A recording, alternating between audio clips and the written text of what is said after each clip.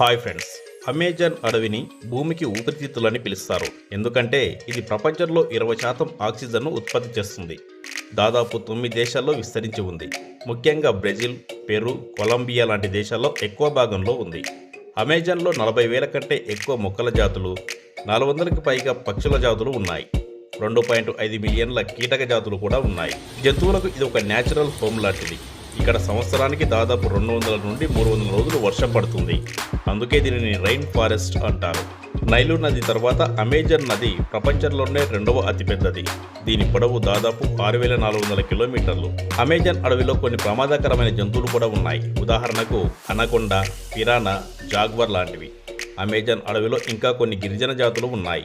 వాళ్ళు ఇప్పటికీ ఆధునిక ప్రపంచానికి దూరంగా తమ సంప్రదాయ జీవనశైలిలో జీవిస్తున్నారు. కానీ దురదృష్టవశాత్తు ప్రతి సంవత్సరం వేల ఎకరాల్లో అమెజాన్ అడవి నాశనమవుతుంది. కార్బన్ ఉద్గారాలు, చెక్క కోసం, వ్యవసాయ పనుల కోసం అడవులను హరిస్తున్నారు. ఇది ప్రపంచంలో న్యాచురల్ ఫోటోగ్రఫీకి, పరిశోధనలకు ఒక అద్భుతమైన ప్రదేశం. అక్కడికి వెళ్ళి రావడం అంటే ఓ అడ్వెంచర్ చేయడమే. అమెజాన్ అడవిలో ఇంకా కొన్ని ప్రదేశాల్లో మనిషి అడుగుపెట్టలేదు.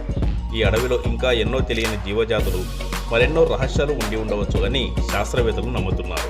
ఈ వీడియో మీకు నచ్చితే లైక్ చేయండి, మా ఛానల్ సబ్స్క్రైబ్ చేసుకోండి.